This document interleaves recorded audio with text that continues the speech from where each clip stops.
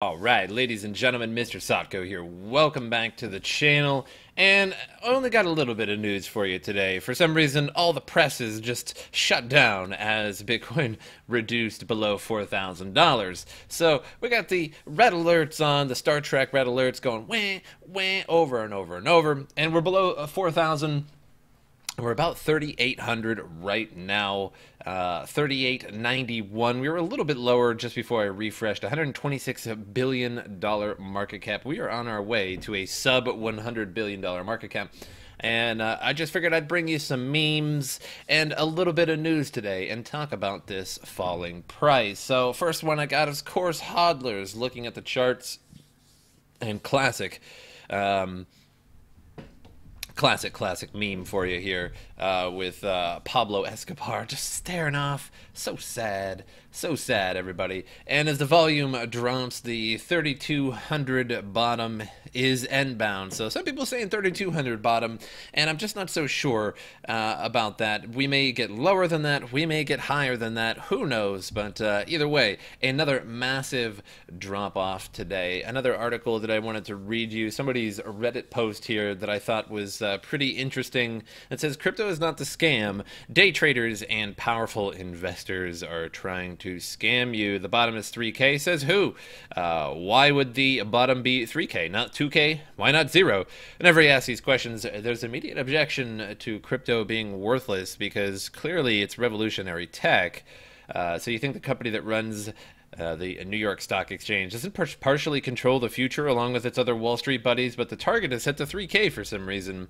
And that's because it's the price that people want to buy in at. People want in on crypto, but they'll do anything they can to drive the price down. You have Discord groups with thousands of members trying, usually poorly, to manipulate prices here and on other forums, and large investors are happy about it. And of course, we can't forget all the pump and dump groups that pretty much destroy coin after coin after coin. A developer makes a coin and puts it out to the world. Whether that coin's a good coin or a bad coin, they put it out to the world, and then somebody comes along and pumps it to outstanding levels and then dumps it down to nothing, and then nobody wants to touch it after that. So they essentially destroyed a lot of developers' work, because when you see a coin that has a mountain and then completely dumps, you don't really want to touch it. So I've been in cryptocurrency since the early days. It was never about hype and advertising. It was about revolution, but now it's about fear-mongering and futures trading, again, because crypto got so popular that, you know, we have the big guys, we have the big whales, we have institutionalization coming, but when crypto first came out, it was really about revolution. It was really about being able to mine your own currency and being able to spend that currency, and for many years, it was really under the radar. So you have people cheering for Bitcoin's failure so they can make a quick buck, and then you have those very same people who reverse the tides in their shilling so they can earn on the upswing as well. So something is definitely happening. The stock market is about to eat it. Venezuela is literally a failed country, and our fiat debt-based currency is losing steam. Real estate markets are crashing. Australia, Canada, the US to follow soon, because all the money is propped up by Chinese investors with a fake economy than America's. So we are going to enter a new world, and crypto is a transitionary technology that will lead us somewhere that no one knows yet. But it will be part of the new economy simply because it is controlled by people, not bankers, government, or politicians. And I'm not telling you to buy more, I'm not telling you to sell, just see what's in front of you, and no, it's not going to be just Bitcoin. The top altcoins will create their own micro-economies. Don't fall for the media manipulation. Cryptocurrency is here, and we're on the cusp of working crypto economies. Be safe. I love the community and the people behind it, and so do I. So basically, in a nutshell, crypto started off, again, as a revolutionary thing, and now the higher the price it gets, the more, the higher the stakes, if you will, the more people are going to get on it, and the more people are going to try to destroy it, try to manipulate it. It was just a matter of time. Nobody really cared about it when it was $1. Nobody really cared about it when it was $30. Honestly, nobody really cared about it when it was $1,000. But once it hit 20,000 at the end of 2017, we saw a totally different world. We saw an entire year of 2018 as a bear market. We've seen a total year, an entire year after that, of manipulation and the advent of institutionalization of crypto, which just makes no sense to me whatsoever, as it's supposed to be just a revolutionary tool and not necessarily a tool of whales and investors. So moving on here. So the guy who made the $1,000 bet that Bitcoin wouldn't drop below 5,000 this year seemingly abandoned his Reddit on the day Bitcoin dropped below the marker. So there was an original post, and you guys can find it pretty easy. It's just a Reddit post saying that about somebody betting that Bitcoin will not go to 3,000, or excuse me, under 5,000, I think it was. Yeah, drop below 5,000, and so. They basically made a bet. So they called the guy called everybody an idiot, suggesting that Bitcoin might drop below 5,000, and he challenged anyone to accept a $1,000 proposal bet that Bitcoin would stay above that all year. And somebody took the bet, and then nothing. So they left really shameful behavior, and everyone's saying he's probably in the comments. So don't make bets that Bitcoin is going to not drop below something or another. Now, I didn't think it would ever drop below too low, particularly below 5,000. I figured that, you know, once it reaches 5,000, that's going to be kind of a turning point, but that turns out to not be the case. Now, there is no reason that Bitcoin couldn't go to $1. I'm not saying that that's not physically possible, but with the mining difficulty that has lowered recently because of the Bitcoin hash drama, so the Bitcoin Cash drama, excuse me, Bitcoin Cash hash drama, if you will. So basically, two groups of people, ABC and SV, they stopped mining Bitcoin, and they turned all their hash power to their respective coins, ABC and SV. They also sold tons of Bitcoin in order to pay for that hash power. Even Bitmain sent 90,000 S9 miners out to the inner regions of China for everybody to mine on behalf of Bitmain for ABC. So with that change of difficulties, we can see here with Bitcoin, and there is a dramatic drop, let me just say. This is a massive, massive drop. This brought us back many, many, many months of difficulty. In fact, it brought us all the way back to probably well past August. So there was a massive recent drop in difficulty, which means that the price can essentially go down further without anybody taking massive losses, but people still are taking massive losses at the moment. So one good article on, coming from all of this is overstock will be sold by February, says CEO, to go all in crypto. So after exploring with the blockchain, the 20-year-old company is going all in crypto by the first quarter of next year. So we think we've got cold fusion on the blockchain side, he says. Overstock aims to offer its old retail business for sale in the following couple of months to clear a path for a full bet on blockchain technology. The CEO disclosed to the Wall Street Journal in a report distributed Friday that the deal could be concluded by February. Known for his belief in the technology that supports Bitcoin and other digital currencies, he refused to name any of the potential purchasers. Shares of Overstock went up by 26% on Friday. However, the stock is overall down 66%. Overstock was founded in 1999 to sell products like furniture and jewelry on the web, and he's presently betting the fate of the company on many blockchain new companies through its fully owned subsidiary called Medici Ventures. So the Midvale-based company has put $175 million in Medici, which has been losing money since its creation in 2014. And Overstock is in the red with a net loss of $163 million through quarter 1, 2, and 3 of this current year. So they are losing money like nobody's business. So they are selling the company, and they are turning all of their ventures all in to crypto by the first quarter of next year. So hopefully 2019 will be a different year for crypto. And a bigger year. So let's look at the again, coin market cap. We're down 126 billion, and at 3,891 Bitcoin.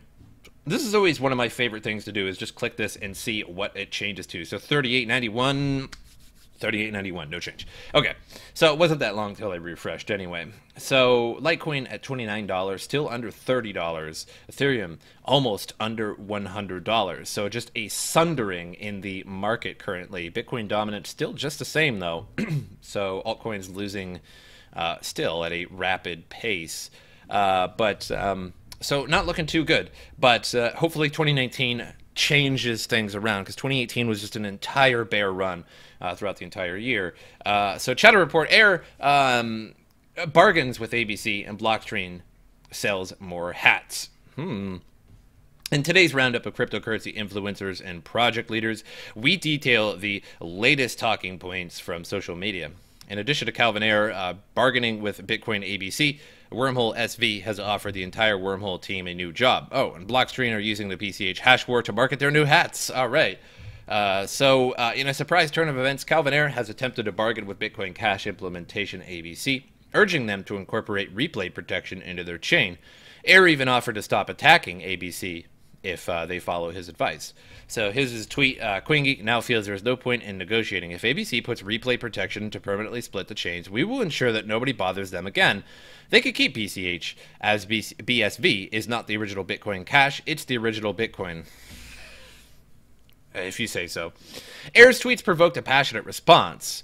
Vin Armani educating Ayre on the complexity and costs associated with adding replay protection for BCH businesses. Armani went on to reason that BSV should be the chain to add replay protection, as it's currently the minority chain. So no, he responds, that would require every BCH wallet exchange and explorer, particularly those accepting broadcasts and API, to alter their code or become unusable. Are you going to pay for that?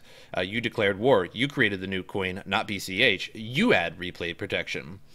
So somebody else says, hey, I'm sorry, but I believe you have poor counseling. The chains have already split permanently. Replay protection would only stop replays. Splitting your coins is the best replay protection currently. BSV should be the one to do it, since they are the minority chain. So everybody teaming up against them. So basically, this whole bear market currently is what I believe is a little bit of the futures expiring, but also the fact that Bitcoin difficulty has dumped.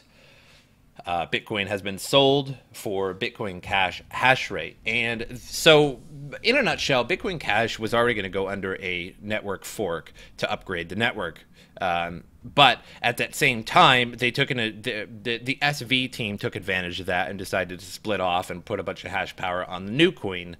So they're the ones that caused this, essentially. Now, Bitcoin Cash, I'm not trying to defend them because I don't care for Bitcoin Cash in the least, but SV was the one that started this, because if the Bitcoin Cash ABC team did not defend themselves by pushing a ton of hash rate into this, their coin would essentially turn into Bitcoin SV. SV would have taken the BCH ticker, and Bitcoin Cash ABC would have turned into an even shittier coin than what it is now.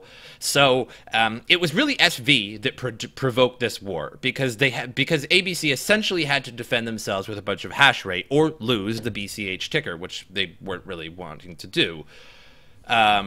So that is it in a nutshell. That's what's going on. So there's this big war just going on. It's entire hashtag reckless lightning hats are on sale. This is just a total mess. So there was a fork already intended. SV decided that they wanted to take the Bitcoin Cash ticker, and they thought that they could do it. They thought that they could get enough hash rate to beat Bitcoin Cash ABC, which they did not, and now there is two competing coins. They sold tons of Bitcoin at super low prices. They took all the hash rate, Bitmain and everybody else took all the hash rate and put it on these Bitcoin Cash ABC, and the other team put it on Bitcoin SV, just totally sundering the Bitcoin Cash, or the Bitcoin overall hash rate. And with the hash rate lower, prices can be lower now, because now if the hash rate is lower, then people are still making more Bitcoin and making a little bit of money with their miners. But right now, everybody is throwing out S7 and S9 miners. They make nothing. The S9 miner is a net loss per day. The S7 has been a net loss per day actually for a while, but lots of Chinese big mining farms had a lot of S7s because their electricity was so low, and a lot of S9s, and a lot of people have a lot of S9s because it was the most manufactured ASIC ever made so far, and now they're just throwing them out. They're worth as much as they are in scrap. Nobody wants to buy them because if you plug it in, you're just losing money every day. Sure, you're getting Bitcoin and maybe one day it'll go up in price, but either way, you're going to be losing money for a long time. But that's all I have today. I know it wasn't a big news day, but I was just here to talk about the price and some things that people are talking about today and trying to get all that out to you. So there just wasn't really a lot of good news today. And you know what? I suspect tomorrow is going to be the same case. But again, I try to bring you guys the news every single day. But just an announcement before I go. Again, I got to announce it every day before it happens. Sotko Fest is going to be on December 1st through December 9th. I'm going to be live streaming every day. So if you log in, you can catch me live. You can ask me questions. You can talk about crypto. You can talk about the state of the market. You can talk about anything you want. Come check it out. I'm going to be playing games. I'm going to be talking to the community. I'm going to be making people VIPs on Twitch. So there is a link at the bottom of the description of this video. It is my Twitch link. Click that, head on over, hit the follow button, and you will get a notification of when I go live on December 1st, which should be approximately noon Arizona time. And I hope to see you guys there. I hope to see you guys all coming in, whether you come on YouTube. I'm going to be live on YouTube and Twitch, whether you prefer to get on Twitch or YouTube. I really hope you guys are there. Let's talk. Let's have a chat. Let's have some fun. It's going to be awesome. So I hope you guys enjoyed this video, and as usual, I will see you guys next time.